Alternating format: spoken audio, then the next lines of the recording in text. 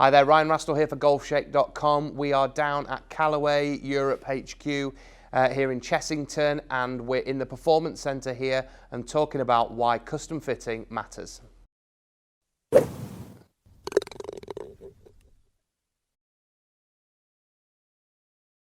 So we're lucky to be joined by Matt, who is one of Callaway's custom fitting specialists down here at the European HQ. Thanks for joining us, Matt. Really appreciate it. So there's been 5 of us down here today getting fitted, me being one of them as well. Some of our ambassadors have been down. We've been looking at the Mavrik product, which is obviously new to market. So if we talk through each of us, then we'll start with Kevin, right? So Kevin, why not? Why are you laughing? So Kevin was our first fit of the day. I guess we all come in with kind of preconceived ideas of what we're going to leave with. And I think as we talk through everyone, we're going to realise that most of us haven't left with what we thought we were going to, have we? So Kevin, to start with, came in, he literally tried every single head, didn't he? That went through quite a lot of combinations there, so basically showing that there isn't one head for one type of golfer, is there really, is what we're trying to talk about? No, I think as you said there, people come in with a kind of a preconceived idea. They may have read the marketing, they may have read some of the reviews and so on, and thought, right, that's for me. But actually, by testing, we can then see, well, although you didn't think that head was for you, actually we need that, what it does, and we need the characteristics of that head, or we need the characteristics of that head. So we're in a really lucky position right now, as we've got 3 heads that really do perform. So it doesn't necessarily mean you're going to be typecast into one. We really need to check all 3 just to see, right, which one's going to give you the most optimal performance. Absolutely, and I think having spoken to Kevin since, he really didn't think that we went for the standard Mavrik head, basically. He'd been trying the Max and thought that would be the one for him, has been hitting it great at home, came in here, hit both, and really found that the standard helped him to kind of square the face a little bit better, got the numbers slightly better, and also increased loft a touch as well. And I think the setting we ended up with slightly draw bias, which I think... It was, yes, yeah. Knowing, Kevin suffers a little bit with a bit of a low left bad shot, and to tell him that draw bias is probably going to be a better product for him, straight away he probably would have dismissed that. But throughout the course of the fitting, we found that it actually helped him. The dispersion was much better, the ball flight was better. And talk us through how, the difference between Max and standard in terms of someone who, normally the Max is trying to help someone, isn't it, do that draw bias? Absolutely, yeah. Yeah, so the Max with the movable weight that you can put into the heel there, it's really going to help that guy that potentially struggles with the right-sided golf shot, giving them the opportunity for the club head to help them square the club face up, get that ball starting, maybe there's a little bit of a straighter line, so even if it does fade, it won't be as pronounced as previously. But even the standard Mavrik, it's a fraction draw biased, and obviously with the cog on the shaft, we're able to slightly shut the club face again to help just keep the club face squarer through the impact area. Not necessarily draw the ball, but straighten the ball flight out. Yeah, just get the face square at impact, basically. Absolutely. Yeah. So then we went on, it was myself that got fitted after that. I'd been playing around with a few of the different heads really back home, and was between the standard and Sub-Zero. But during my fitting, really found that with the standard, the spin was just way too high for me. And we settled on Sub-Zero with the weight right in the front of the driver there.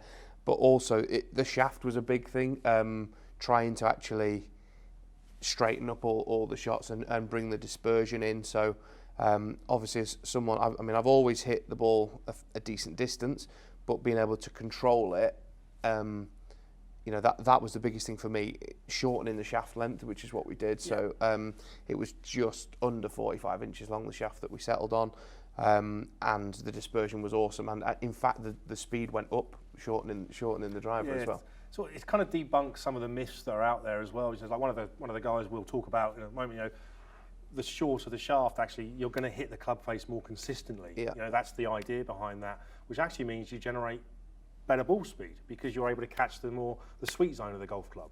Whereas everyone's like, well, if I make the golf club longer, I can obviously generate more speed. Yes, but you may not get the same ball speed out of it. And club head speed is one part of the recipe, if you like. But if you can get maximum ball speed, And for some players, shortening the shaft will give you absolutely. Certainly, I saw that. I mean, normally when I'm hitting a driver, if I can get a ball speed anywhere around 170, I'm pretty happy. Yep. But when we actually fitted the Sub-Zero, they were mid to high 170s and nearly 180 miles an hour, which is for me ridiculous. Great, I mean, I mean that. There was one that was nearly 340 yards that I hit, which is just obscene. I've never hit it that far in my life. So it really emphasises that not only trying the right drive ahead, but also shaft, and not just shaft, but length of shaft, and all those sorts of things as well was so important. And I can definitely say I've never hit the ball as consistently long as that. I think I hit 6 in a row that carried over 300 yards, which was ridiculous. It's great to hear that. Absolutely. I mean, say you look over my shoulder, we've got that many different shaft options that indeed. You need to go through a process, a structured process, to know what's actually making the changes. Is it the loft on the driver? Is it the shaft? Is it the shaft length? But by structuring any kind of fitting, we're able to then see, right, that's making that change. And being able to then, especially we're very lucky in what we have in the room behind us here, all the different options, lots of different lengths of driver shafts. We can look at that kind of nth degree of fine tuning to make sure the driver really is working as best as it can for you. So then into our ambassadors. So we had 3 of them come today, varying different handicaps. To start with, we had Rob, who single figure handicapper. From speaking to him outside, thought he was going to come in and Sub-Zero was going to be the one for him. But really, during the fitting, that it transpired that wasn't going to be right. So talk us through that. Yeah, well, it was a very interesting one because we obviously tested his current driver, and the statistics, the numbers we were getting off that were actually really impressive. Yep. And you were sort of looking, going, right, well, where are we going to try and improve on that one? And the one thing we did see was there was a little bit of spin inconsistency. So it was good, but there was kind of more variables. So yes, he had Sub-Zero as his thought process. I want that club head. But on testing, it showed that actually he got too little spin. Yep. Even in both positions, weight back and weight front. So it was a process of, right, well, that's too little. He's not getting the carry that we want. So let's work our way up the club. So then we went to standard Mavrik, and the spin rate was pretty good. And actually, to be fair, between Mavrik and Mavrik Max, we could have gone either way. Yep. So the spin rates were actually more akin to what we wanted, so it kept more of a consistency. I think we saw less than 150, 200 RPMs variations through all the shots. But what we did see from Max, which is where we ended up, which is the opposite end of the scale, if you like, was a real consistency in ball speed and direction. And he loved it, didn't he? I mean, he was literally stood here, sort of, I can't hit this bad, and just hitting shot after shot, and the numbers were awesome. Almost couldn't get him to leave. He was just wanting to hit shot after shot, and it was good. It was almost as if the driver was like a tennis racket. You couldn't miss the middle of the face, could he? And he was just literally smashing it. So, I mean, that really illustrates what we're talking about, in that you will come with a preconception. You will look at clubs online or look at certain handicaps that these clubs are aimed at, and many low handicappers or single figure handicappers would dismiss Max straight away. Absolutely. But maybe find that is actually going to help them draft the ball much better. So we've got anecdotal stories from the tour where those guys are moving into Max club heads over the Sub-Zeros, which if you'd have spoken to our tour guys or to anybody 3-4 months ago when we were kind of discussing it, that's never going to happen. Max is going to be for that game enjoyer, the guy that's really struggling with the right-sided golf shot. Yeah. But actually, we're going to see so many more players put into that through the testing process. Very good. So the second fitting that we did this afternoon with our ambassadors was Kevin. Yep. So talk us through Kevin's fitting, because he ended up, again, not with the model that he thought he was going to, being our highest handicapper that we had of the 3. So he automatically thought Max was going to be the driver for him. It's more forgiving, etc.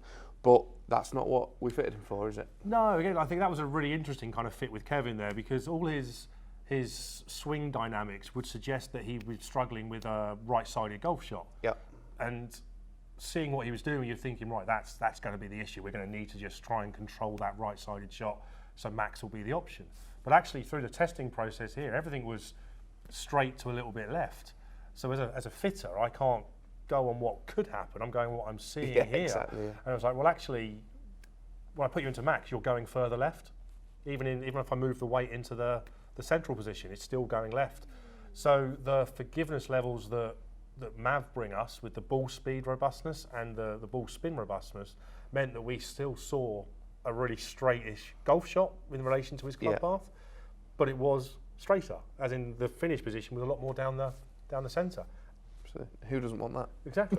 It's a lot easier to play golf in the centre of the fairway. Absolutely. So I believe. with standard Mavrik, he was just hitting it so well, wasn't he? You know, again, the driver he had was good, wasn't it? You know, he's not had it a long time. No. It's certainly within the last year.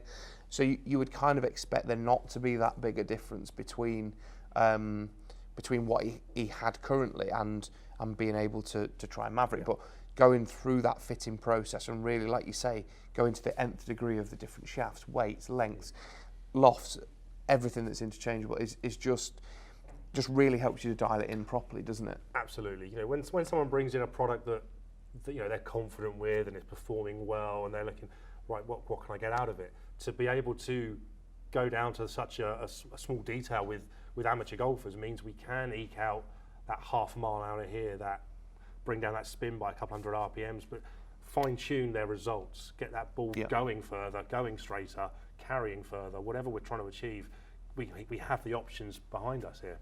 Absolutely. So that brings us on to the last fitting of the day. So it was Mel, okay? Again, thought he was going to come in, Mavrik standard or Sub-Zero, or Max was going to be the one for him. Yeah.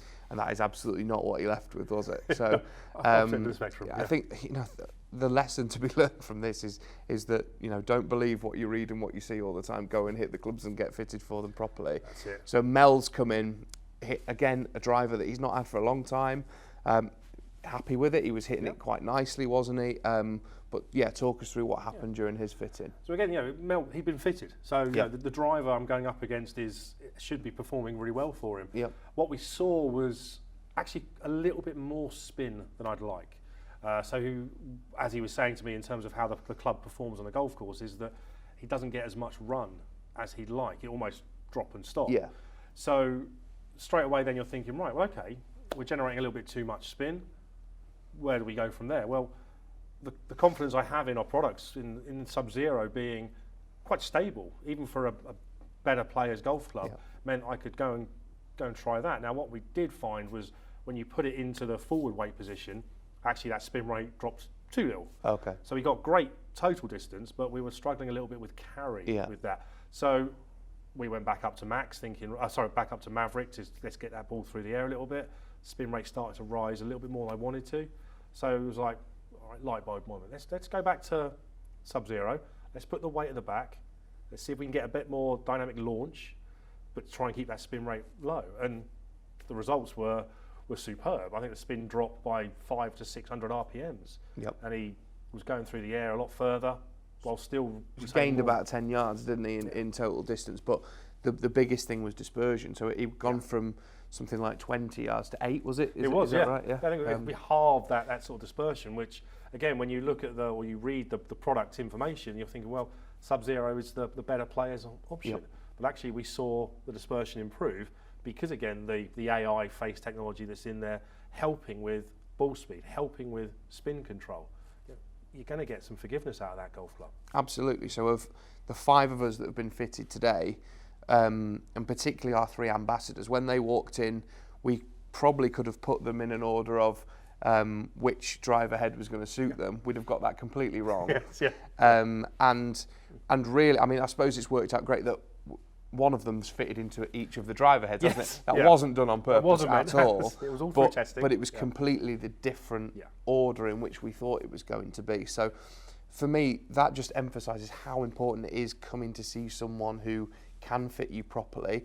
Don't dismiss drivers that you think are aimed at higher handicappers or that aren't in your handicap kind of bracket, because, you know, with a proper fitting and things like, for myself, shaft length, things like that, can really get those extra few yards or extra tight dispersion, all those sorts of things. So really, you know, I suppose the message is, don't try and fit yourself by reading things online. Come and actually see somebody, get fitted properly, and leave with the confidence that the product that you've got in your hand is going to help you play better golf. Absolutely, yeah. Just almost getting that second opinion, if you like, of someone knowledgeable in the product, knowledgeable in the fitting, knowledgeable in the swing, who can go, right, that's what's going to work for you. Absolutely.